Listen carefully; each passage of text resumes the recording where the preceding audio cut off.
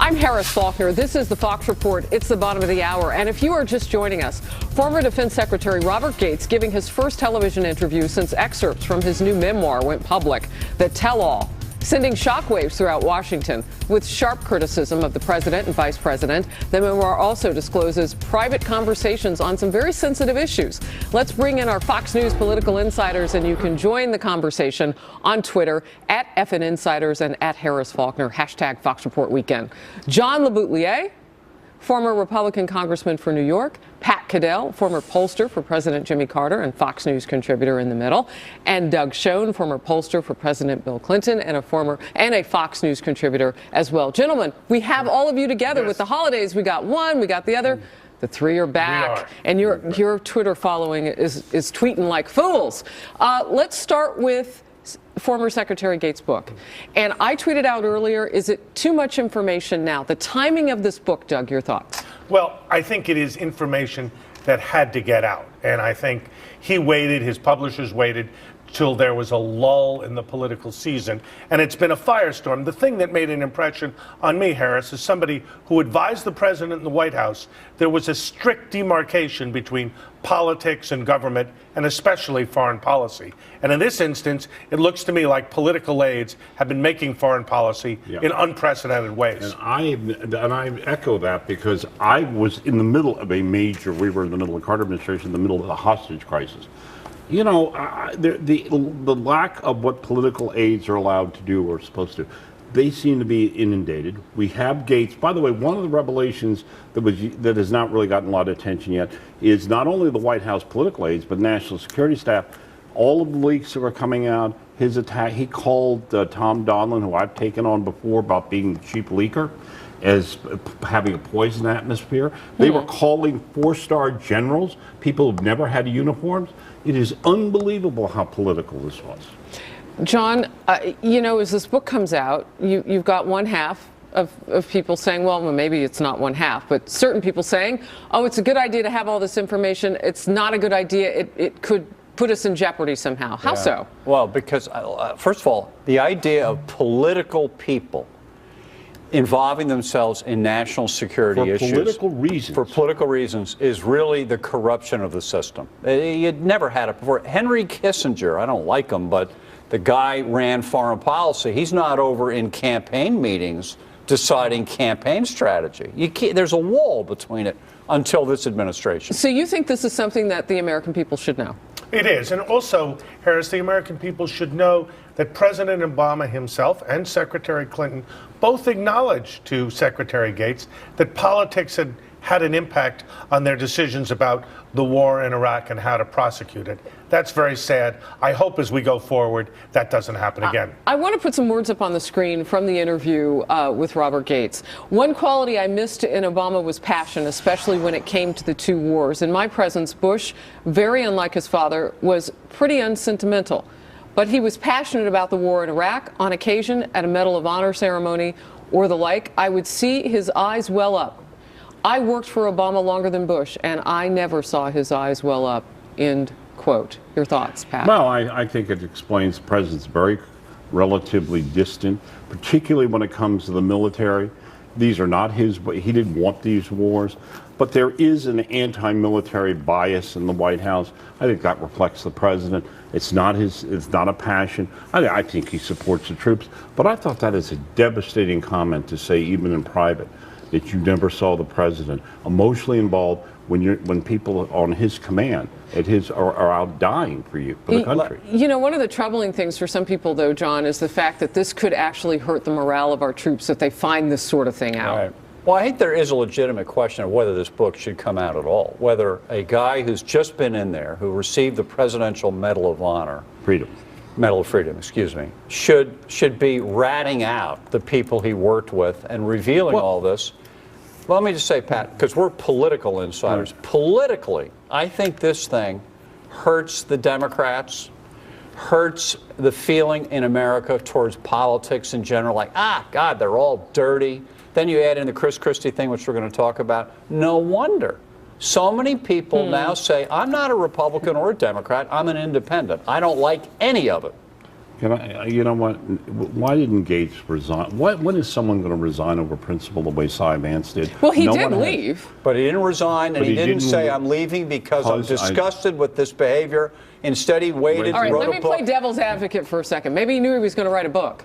You know, in the interview Well, that's today. not heroic. In the interview today, I don't know that, but I'm just saying maybe. In the interview today, he was asked, well, did you ever think that you might have a government job down the line? He and his wife made eye contact on a two-shot, and he said, well, no, that's why I wrote the book now. I can say what I want.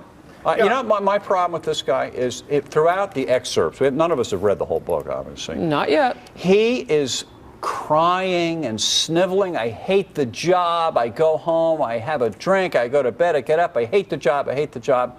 We don't need people in these jobs who hate the job. We need people who want to do it and do it well. And I think it's self-serving to make it Did he odd. hate the job, though, because of what was going on around him? And that's what he says. He might Doug. have, but you know what, Harris? The job of the defense secretary is to make policy, lead the country, and do what is right, reasonable, and responsible. There's an element of griping here.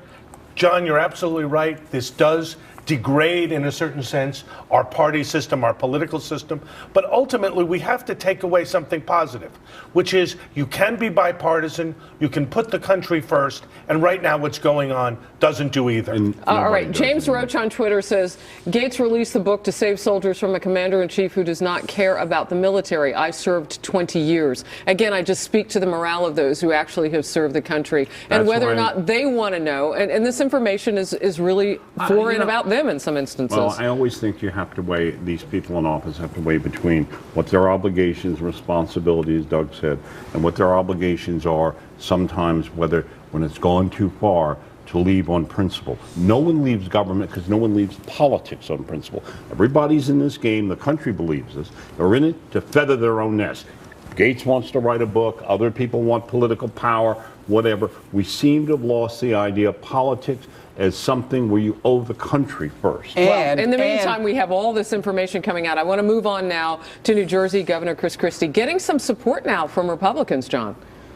Some, but Belatedly. not much, I might add. I think that in the 4 days since the revelations, the biggest story of it is how muted most Republicans are, both in New Jersey. Why? In New Jersey, they don't like him. Okay? Even the Republicans don't like him, and they're afraid of him. He has steamrolled over a lot of Republicans. Isn't it, John, that they are seeing a guy who embraced President Obama during the last week of the election, during their hurricane cleanup? He's a moderate Republican, and this is bottom line payback.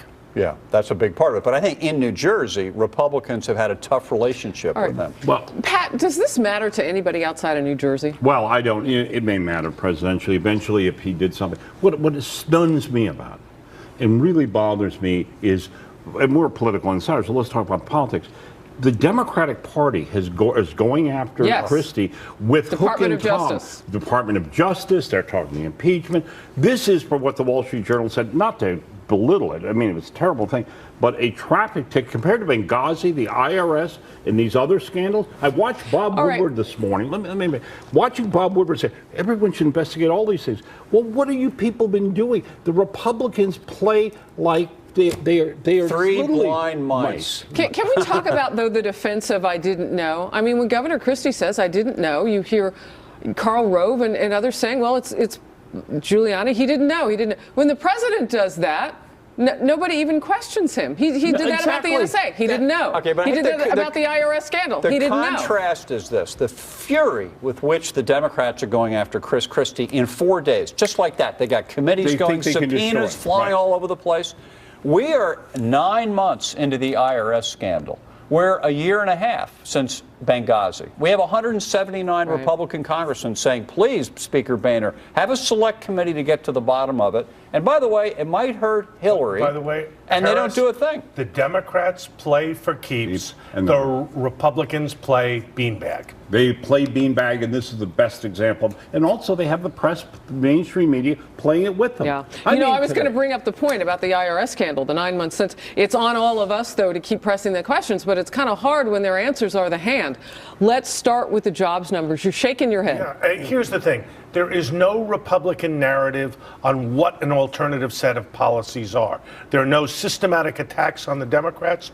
There's no sense of how we deal with issues like the minimum wage, unemployment insurance. It's all attack, compromise, and rhetoric that doesn't amount to much. Bottom line, Harris, the Republicans are not addressing the fundamental concerns of the American people, and the polls show it. All right.